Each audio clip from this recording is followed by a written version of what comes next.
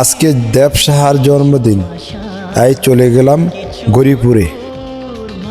সেখানে গিয়ে green lab রেস্টুরেন্টে দেব সাহার জন্মদিনের জন্য কেক নিয়ে গেলাম, আর সেখানে দেব সাহার নাম লিখে নিলাম। আর এদিকে আমার মা দেব সাহাকে দান দুব্বা দিয়ে আশীর্বাদ করলো। তারপর আমার ছোট ভাইয়ের বউ আমার ছেলেকে আশীর্বাদ করে দিল।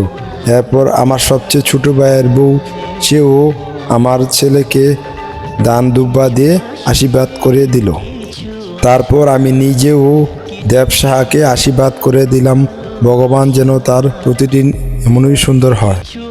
তারপরও সেও তার ভাইকে আশীর্বাদ করে দিল। তারপর আশীর্বাদের পর্ব শেষ হলো।